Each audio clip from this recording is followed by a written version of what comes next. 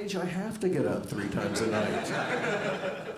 It's no fun. I've given up keeping up with technology. I'm just a total Luddite. I don't know what I'm doing online. I go to Google and type in Bing. What the hell am I thinking? All my sex tapes are audio only. Hey, I know what I'm doing. They're in stereo and Dolby. And next week I'm uploading them to my iPod. Unlike a lot of comics, I'm not on TikTok. Because from what I can tell, TikTok is just where young kids go to learn new ways to die. I did a show last week, and I get off stage, and this guy walks up to me and goes, "Dude, you look just like Paul Simon." I don't see it.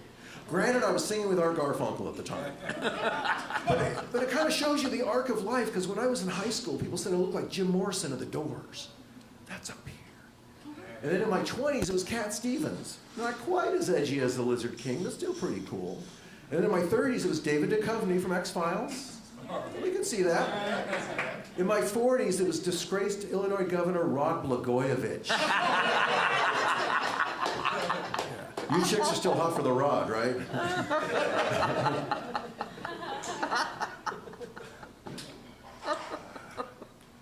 Tell a bit about myself. I'm a chronic procrastinator. More on that later.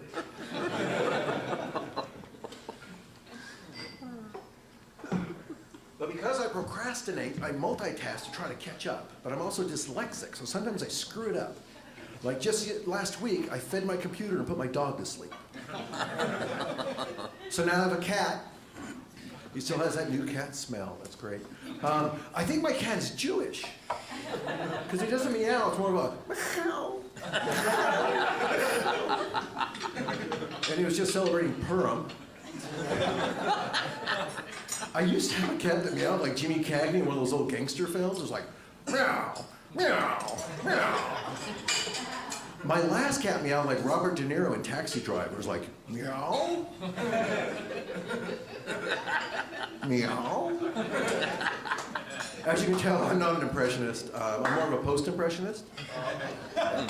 Here's my impression of a post. No, I don't know if there's any cat people out here, but can you answer me this question? Why does cat food smell better coming out of the cat than it does coming out of the can? Can anybody explain that? I don't know. All I know is every time my cat uses the box, I'm like, don't have COVID.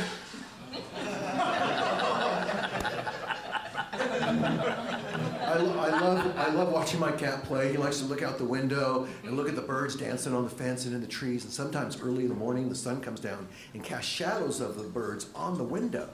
And the cat starts jumping up, trying to get the birds thinking they're really birds because they never finished Play-Doh. Okay, not a college grad. I don't know if you guys saw this on the news. You hear about the guy who killed a bobcat with his bare hands? Sounds impressive until you read the whole story. Turns out it was a bobcat cub that had been orphaned, weighed about 30 pounds. Yeah, my cat is 20 pounds, and I can take him. This cat is basically a cat and a half, which sounds like the worst Dr. Seuss story ever. He claimed he was tall as a giraffe, yet he only came up to his calf. He's a cat and a half, whose flag now flies half-staff. Contrary to what you may have heard, nobody is canceling Dr. Seuss.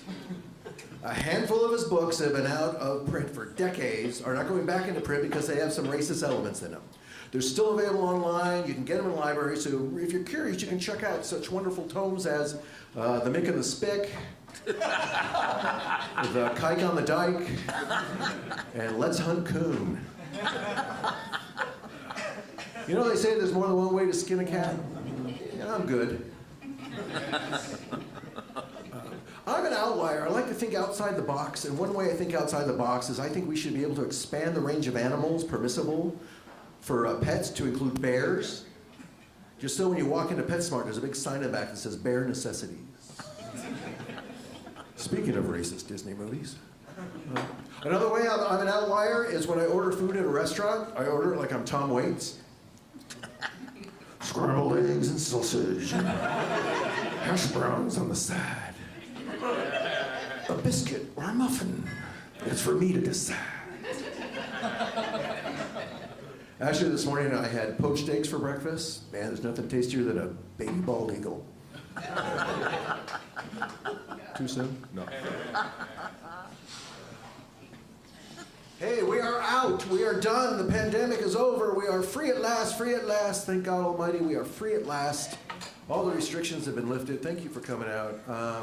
Just in case, though, I'm fully vaxxed. Team Pfizer. I'm also Team Sativa.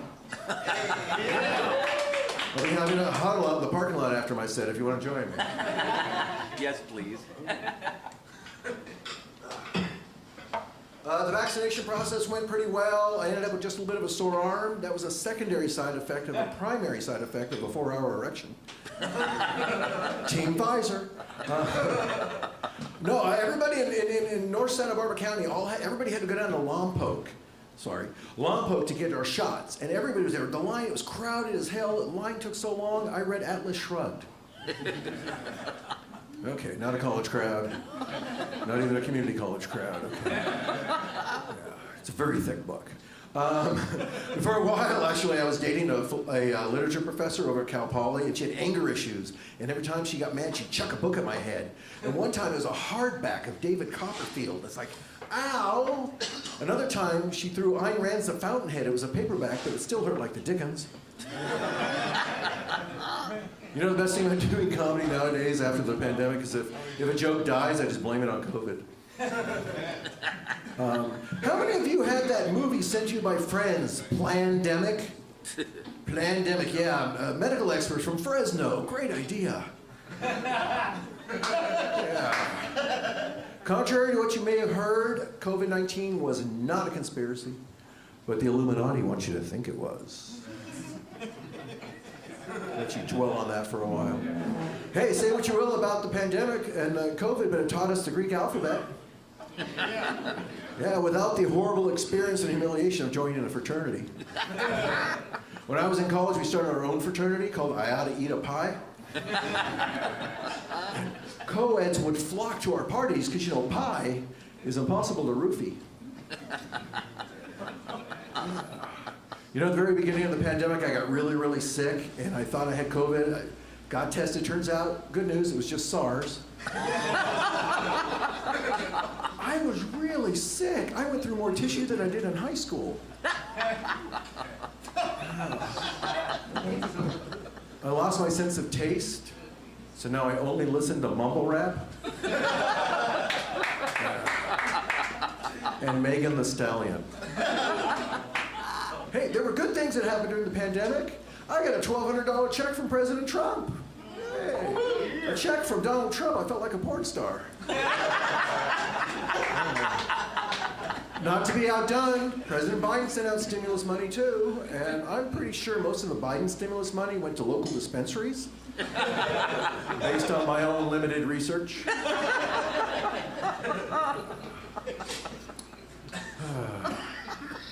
You know, during the entire lockdown, there were no school shootings. So maybe it turns out the problem isn't guns. Yeah. Too soon? Okay. Life didn't change for some people. There are people out there that their life went on exactly the same during the lockdown. Agoraphobics, coma patients, and runaway teens chained up in Bible Belt basements. But come tornado season, people did weird things. I don't know if you saw this. Arnold Schwarzenegger started driving for Lyft. Yeah, and he chose Lyft because it's not an Uber. I had a friend that flew to East Africa to hook up with a woman he met online. That's a real Djibouti call.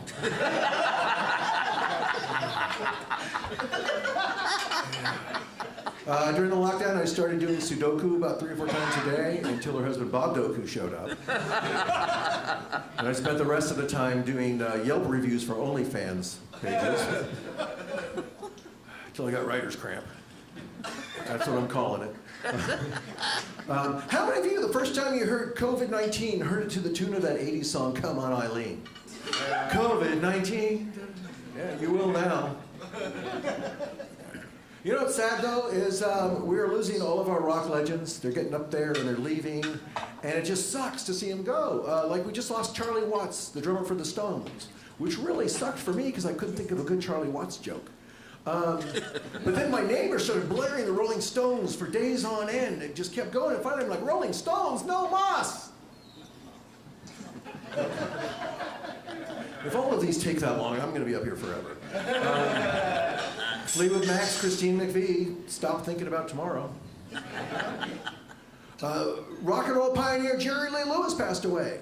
You know, he had kind of a checkered past, so you know that the day after he died, he looked around and goes, goodness gracious, great balls of fire. Of course, we lost some big ones that were just fucking really hurt, like Tom Petty died. Oh man, remember that shitty day you wake up, Tom Petty's dead. And then it's like, wait, no, he's on life support. There's still a chance, and 8 hours of no news whatsoever. And as we all know, the waiting is the hardest part. We lost Aretha Franklin. Don't worry, I'm not going to do an Aretha Franklin joke. Do I need to spell out why? Oh, another one that hurt, David Bowie. Oh, fuck, that one hurt. We lost David Bowie and actor Alan Rickman the same day, both at the age of 69.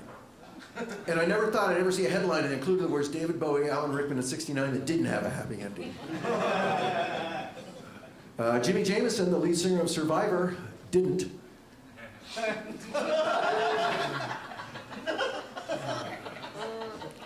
Tommy Ramone, the last of the original Ramones, passed away. So how many Ramones are gone now? 1, 2, 3, 4! Prince is officially purple. George Michael died suddenly. Wow, that's the way life is. You know, 1 minute you're alive, next minute, wham, you're dead. He didn't even wake us up first. I have a new favorite band. They're called the Jackson 4. I live in Santa Maria, as I mentioned, and that's where the Michael Jackson trial was. It's kind of what we're known for. And I don't know if you remember this, but when they were having the trial, Jackson's defense lawyers wanted members of his family to testify as character witnesses, but the judge ruled it wouldn't be germane.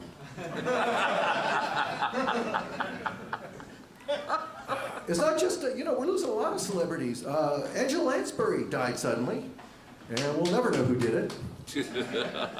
Stephen Hawking, we lost Stephen Hawking, which was so surprising. He seemed in such good health. Legendary session musician Hal Blaine passed away. Some of you kids may not know Hal Blaine. He played on 42 #1 songs. His range, he was on Frank Sinatra's Fly Me to the Moon. He was on the Beach Boys' Good Vibration. His last #1 was Cher's hit Half Breed, which doesn't get a lot of airplay today. But back in the day, Half Breed, it's all I ever heard. Trader Joe died. Wow, that's sad. If he's anything like his bananas, he was kind of brown and shriveled up before they loaded him in the hearse in his reusable body bag. Arthur Janoff, the man who invented primal scream therapy, died. And his last words were,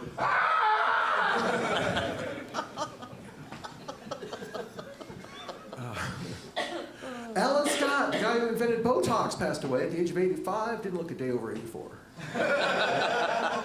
When asked for a comment by his family, they showed no emotion. Grumpy Cat died. We lost Grumpy Cat. Yeah, it turns out now we know why he was grumpy. It was his 9th life. Hey, at least we all finally got the answer to the ultimate question. Hey, Charles, who died and made you king?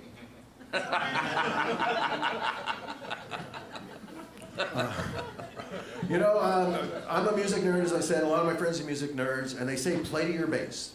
So I play to my bass. Paul McCartney, Stanley Clarke, and Edgar Meyer walk into a bar. And then they go walking for 16 more bars. I don't know, even my friends don't know this. I pitched a TV show that got picked up and we got the pilot done. And the premise of the show was Bob Dylan reviewing vegan restaurants. Yeah, it was called It Ain't Meat, Babe. And we shot the pilot, and Mr. Dylan came in. I have to call him Mr. Dylan.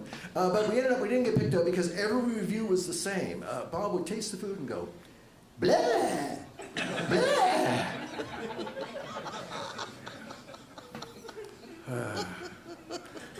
Will I get canceled for cultural appropriation if I commit harikari? I guess we just have to find out, right? Okay. You ever have one of those days where you realize Kurt Cobain had the right idea? You realize life is just an endless series of dark, dreary, cloudy, sun-free days. There's no light at the end of the tunnel. And your only option left is to start a band. You've all heard that cliche, what happens in Vegas stays in Vegas? Yeah, that's why I never see my kids. Yeah. I can leave you with this little bit of information. There are people in this world that do not believe in the theory of evolution. If you want proof that mankind has descended from primates, go to any dance club on a Saturday night. It's like watching a Jane Goodall documentary. The male primate, in an attempt to display dominance, will attract the female's attention by waving his arms and gyrating his body.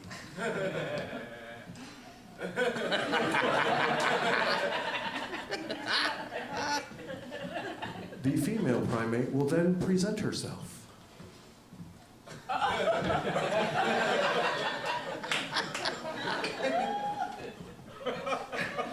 At which point the male primate usually obliges.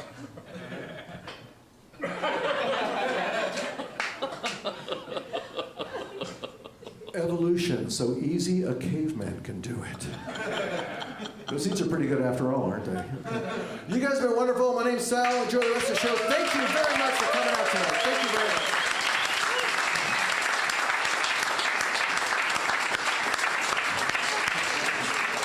Sal Espana, you guys keep it going for Sal.